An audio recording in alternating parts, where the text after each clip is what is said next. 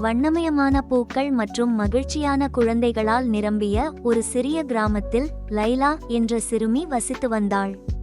லைலா தனது வண்ணமயமான கலைப்படைப்புகளாலும் வர்ணம் பூசியும் கிராமத்தினரை மகிழ்விப்பாள். ஆனால் அவள் உண்மையிலேயே ஒரு மாயாஜால விரும்பி.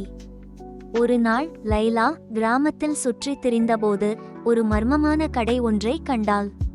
அது விசித்திரமான பல பொருட்களால் நிரம்பியிருந்தது. ஆனால் அவள் கண்ணில் பட்டது மின்னும் ஒளியுடன் ஒளிரும் அழகான வண்ணப்பூச்சு. இந்த வண்ணப்பூச்சி எவ்வளவு என்று அவள் கடைக்காரரிடம் கேட்டாள். கடைக்காரர் அன்பாக புன்னகைத்தார். இந்த தூரிகை சாதாரண தூரிகை அல்ல. உன் ஓவியங்களுக்கு உயிர் கொடுக்கும் ஆற்றல் இதற்கு உண்டு. புத்திசாலித்தனமாக பயன்படுத்து என்று கூறினார். வண்ணப்பூச்சு தூரிகையை எடுக்கும்போது லைலாவின் இதயம் உற்சாகத்துடன் துடித்தது. அவளுடைய கற்பனை எங்கெங்கோ ஓடியது. லைலா வீட்டிற்கு விரைந்து சென்று வரைவதற்கு தேவையான பொருட்களுடன் அருகில் உள்ள பூங்காவில் தனது அலங்காரத்தை அமைத்தாள். மந்திர வண்ணப்பூச்சினை பயன்படுத்தி அவள் ஒரு அற்புதமான வண்ணத்துப் பூச்சியை வரைந்தாள். அவள் வரைந்து முடித்தவுடன் பட்டாம்பூச்சி உயிர் பெற்று அவளை சுற்றி காற்றில் நடனமாடியது. லைலாவால் இதை நம்பவே முடியவில்லை. அவள் தன் நண்பர்களை அழைத்தாள். அவர்கள் பட்டாம்பூச்சி மின்னுவதையும் சுழலுவதையும் பிரமிப்புடன் பார்த்தார்கள். அன்று முதல் லைலா பல ஓவியங்களை ஒன்றன் பின் ஒன்றாக வரைந்தாள். ஒருநாள் அந்த கிராமத்தை புயல் சூழ்ந்தது. கிராமவாசிகள் சோகமாக உணர்ந்தபோது லைலா அனைவரையும் உற்சாகப்படுத்த ஒரு புத்திசாலி நரியை வரைவதற்கு முடிவு செய்தாள். வரைந்து முடித்தவுடன் உயிர் பெற்ற குறும்புத்தனமான நரி வெளியே குதித்து குறும்புகளை ஏற்படுத்தத் தொடங்கியது. பூக்களை பறித்து பறக்கவிட்டது.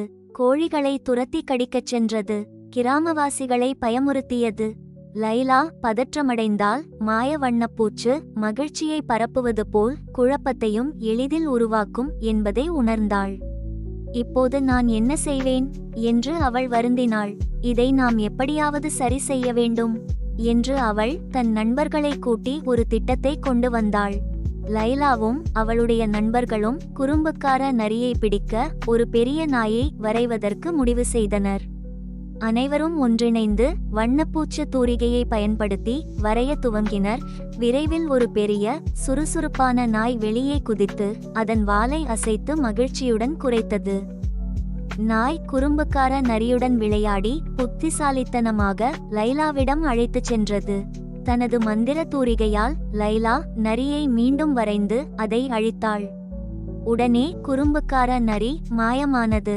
கிராம மக்கள் ஆரவாரம் செய்தனர். லைலா ஒரு முக்கியமான பாடத்தை கற்றுக்கொண்டாள்.